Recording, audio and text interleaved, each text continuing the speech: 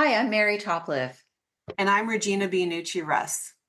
and this is California State Proposition 33. You'll see it on your ballot as expands local government's authority to enact rent control on residential property. It is an initiative statute. Hi, Regina. What question does Prop 33 pose? Prop 33 asks the question, should the state law that limits rent control for certain types of property be repealed? And should the state limit the initial rent for first-time tenants in all types of housing?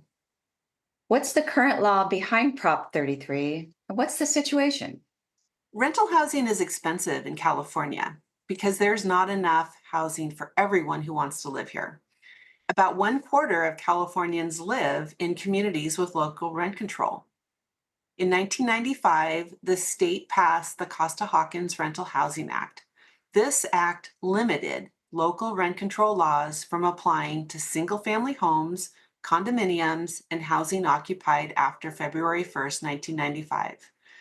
Rent control currently only limits rent increases on existing tenants, thereby allowing landlords to reset the rent for a new tenant. What does Prop 33 propose? Prop 33 would repeal the 1995 Costa-Hawkins Rental Housing Act, which prohibits laws imposing rent control on certain housing. Repealing this act would allow local rent control laws to apply to any housing. Are there any other impacts of Prop 33? Yes, the proposition would allow cities and counties to limit the initial rental rates that landlords may charge new tenants in all types of housing. So are existing rental control laws changed? No, the proposition itself does not make any changes to existing local rent control laws. Generally, cities and counties would have to take separate actions to change their local laws. The state would be prohibited from taking future laws to limit local rent control. What would the fiscal impact be? The fiscal effects would depend on how many properties end up being covered by local rent control and how much rents are limited. These things would be decided by future actions of local governments and voters. If local rent control laws expand, local governments could have increased costs to carry out these laws. These costs could range from a few $1 million to tens of millions of dollars annually. These costs likely would be paid for by fees on landlords. And what are some of the situations that would impact these fiscal effects? Well, some renters could move less often. Some renters who live in properties covered by rent control could spend less on rent in the future. Some renters who live in properties not covered by rent control could spend more on rent. Landlords could sell their properties to new owners who would live there instead of renting it out, resulting in fewer homes available to rent.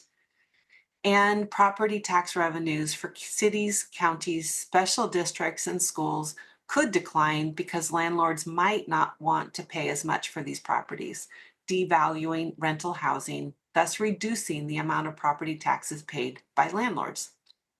So, what do the supporters say? Supporters say that the affordable housing crisis is destroying the California dream. Nearly 1 million people have left California in the last 5 years. This crisis will only get worse as young, talented people leave and the needy remain. They say that even if you're not a renter, your quality of life and the value of your property are still harmed by the housing crisis. And every city should decide for themselves whether or not they need rent control and which types of property that rent control would apply to. So, what do the opponents say? Opponents say that rent control is complicated and leads to unintended consequences. The Legislative Analyst's Office, a nonpartisan government agency, says this initiative could lower the property values on homes. They say that Prop 33 is a Trojan horse that overturns state housing laws, as well as has no protections for renters. This ballot language was challenged by the Yes for Prop 33 campaign, but was affirmed in court. They also say that capping rents for more properties, including ones built after 1995, is essentially a signal to developers to build less, not more, housing units that the state critically needs. Can you tell us about campaign financing, please? Sure, as of August 21st, 17 million has been contributed in support and 40 million has been contributed against Prop 33. You can see the top contributors on your screen. And let's close with what a yes vote and what a no vote would mean. A yes vote means that state law would not limit the kinds of rent control laws cities and counties could have. And a no vote means that state law would continue to limit the kinds of rent control laws cities and counties could have. Thank you, Regina. You're welcome, Mary.